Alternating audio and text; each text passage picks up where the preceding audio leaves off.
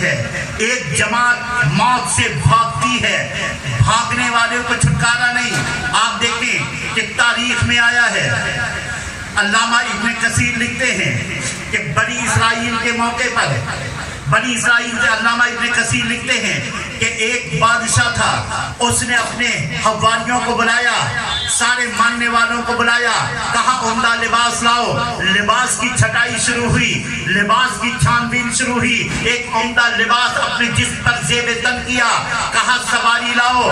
بے شمار سواری لائے گئے، اس میں سے ایک دم تازہ دم سواری کا انتخاب کیا، اپنے لاؤ لشکر کو لیا اور کہا کہ چلو شہروں کی زیارت کرتے ہیں۔ پیچھے پورا لاؤ لشکر آ رہا ہے، روب دبدبے کے ساتھ وہ بادشاہ شہر میں نکلا، اور جب نکلا ایک فقیر جس کے تن میں کپڑے تھے مگر کئی جگہ سے سراغ تھے، اس نے دیکھا بادشاہ آ رہا ہے، فوراً قریب گیا اور گھوڑے کے لگام کو پکڑ لیا۔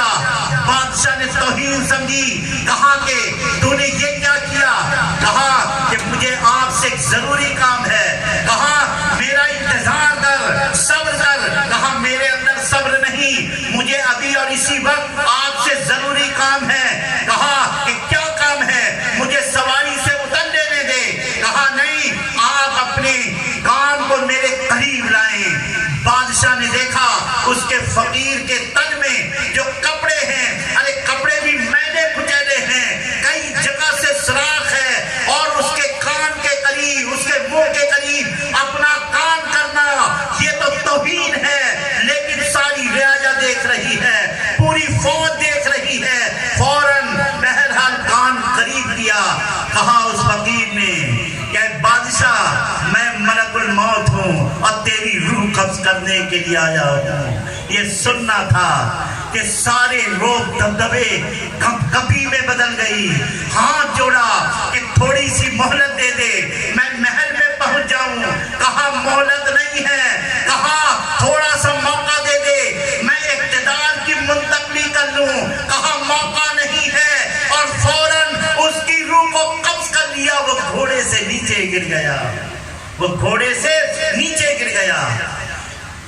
علامہ حافظ ابن کثیر فرماتے ہیں کہ جب وہ ایک مومن کے پاس گیا، وہ نوجوان حالت سفر میں تھا، بالکل قریب گیا، اور سفر میں وہ حالت سفر میں تھا۔ قریب جانے کے بعد کہنے لگا کہ حضور ہم ملک الموت ہیں۔ یہ کہنا تھا کہ وہ نوجوان جو حالت سفر میں تھا اچھل گیا، کہا ارے میں کتنے دنوں سے تمہارا ویلکم کرنے کے لیے تیار ہوں، ارے تم نے آنے میں اتنی دیر کیوں لگا دی؟ ملک الموت نے کہا ہم اللہ کے طرف سے ارے آپ پر کرم کی صورت میں آئے ہیں، آپ جہاں جانا چاہتے ہیں آپ کو موقع ہے، آپ چلے جائیں اور جا کر اپنا کام کاج کر لیں، میں آپ کے ساتھ ہوں۔ کہا کہ سن، تجھے معلوم نہیں، ارے موت مٹانے کے لیے نہیں، مصطفیٰ سے ملانے کے لیے آتی ہے۔ موت